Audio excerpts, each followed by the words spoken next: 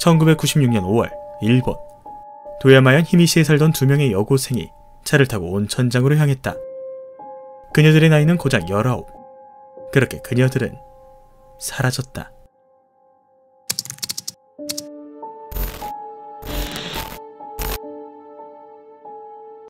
친구와 담력 훈련을 하러 갔다 오겠다며 집을 떠난 여고생 타쿠미 나루미와 야시키 에미.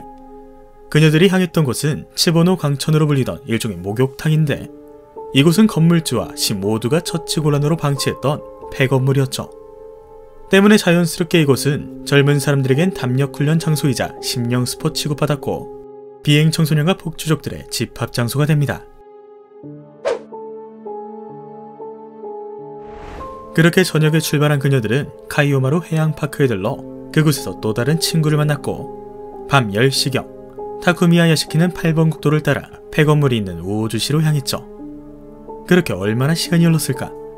새벽 시간이 다 되어 그녀들에게 삐삐가 왔고, 지금 우오주시에 도착했어 라는 메시지를 남긴 뒤 그녀들은 사라졌죠.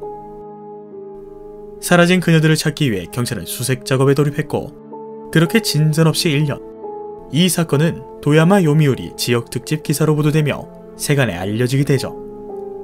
그렇게 실종된 지 24년이 지나 달력이 2020년으로 바뀔 때까지 그 무엇도 발견하지 못합니다. 담력 훈련하러 간다며 집을 떠난 여고생들은 대체 어디로 사라진 것일까? 첫 번째, 북한 납치설.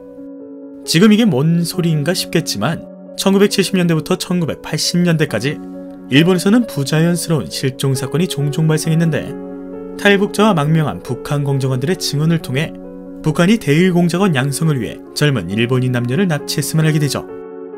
그 후 일본 정부는 그들을 돌려보낼 것을 요구했고, 북한은 처음에는 이를 부인하더니 2002년 평양에서 열린 북일 정상회담에서 북한은 자신들이 납치했음을 시인하고 납치했던 일본인 중 살아있는 일본인들을 돌려보낸 사건이 있었죠. 때문에 혹자는 우오주시에 도착했다는 삐삐까지 남겼는데, 그 주변에서 시신이든 소지품이든 그 어떤 것도 발견되지 않았으며, 이는 완벽한 납치, 북한 공작원들에 의한 납치로밖에 볼 수 없다 라고 주장합니다. 하지만 인근에서 그녀들의 시신과 소지품이 발견되진 않았지만, 정확히는 그녀들이 타고 갔던 자동차까지 발견되지 않았기에 남몰래 사람만 빠르게 납치하는 상황 속 자동차까지 챙겼다는 건 도저히 납득이 안 됐죠. 물론 자동차를 타고 한국까지 갔을 수도 있으나, 그렇다면 한국 근처에서 그 자동차가 발견되듯 바닷속에서 자동차가 발견됐어야 했는데, 그녀들과 마찬가지로 자동차 또한 완전히 사라졌죠. 때문에 북한 납치설, 아니 애초에 납치 사건으로 보긴 힘들었습니다. 두 번째, 목적지 변경설. 수십 년간 치보노 강천 주변 그리고 그 지역 주변 바다와 절벽을 수색했지만 그 어떤 것도 발견할 수 없자, 혹자는 이들은 애초에 치보노 강천을 가려던 것이 아니다, 아니 설령 갔었더라도 이들의 최종 목적지는 치보노 강천이 아닌 다른 곳이고, 때문에 그녀들이 사라진 곳은 다른 지역인데 우리는 치보노 강천에 꽂혀 그 지역만 수색하는 것일 수 있다 라고 주장했죠. 하지만 최종 목적지가 치보노 강천이 아니라면 그녀들의 차가 그 지역을 빠져나가든 다른 지역에 진입하든 그 행적이 목격되어야 하는데, 그 어디서도 확인할 수 없었죠. 당시에는 큰 도로에나 CCTV가 있었지 조그마한 마을 길목엔 그런 게 없었거든요.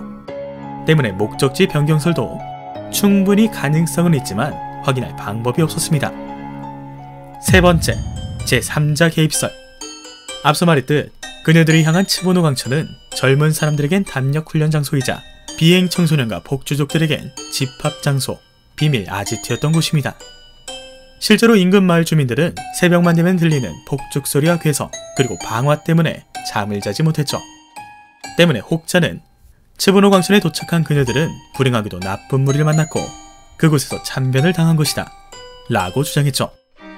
하지만 이들의 주장 또한 그녀들과 자동차의 행방을 설명하지 못했고, 때문에 제3자 개입설은 그럴싸하지만 내용이 아쉬운 소리였습니다. 결국 경찰들이 할 수 있는 것이라곤 끊임없이 목격자를 찾고 끊임없이 수색하는 것뿐이었죠. 그렇게 2020년 3월 전혀 생뚱맞은 곳에서 실종된 지 24년 만에 그녀들의 차량이 발견됩니다.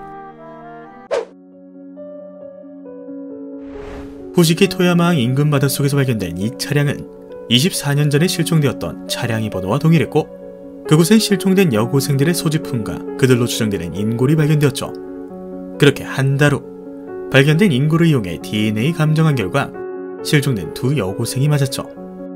다시 말해 그녀들은 츠보노 강천을 들렀다가 귀가하던 중 젊은 사람들에게 인기 있던 후시키 토야마항에 들렀고 그곳에서 사고가 나 결국 죽게 된 것이죠.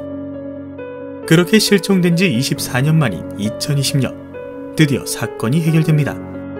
그런데 자동차가 갑자기 떠오른 것도 아니고 경찰은 어떻게 발견한 것일까? 때는 2014년 말 경찰은 실종된 소녀들을 목격한 사람이 여럿 있었음을 알게 됐고 수년간 가짜 정보, 가짜 제보를 걸으며 신빙성 있는 목격자 3명을 추려냅니다.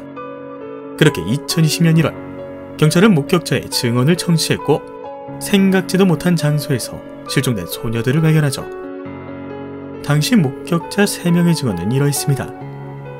96년 늦은 밤 카이오마루 해양파크 인근 주차장에서 여성 2명이 탄 차량이 바다에 떨어졌다.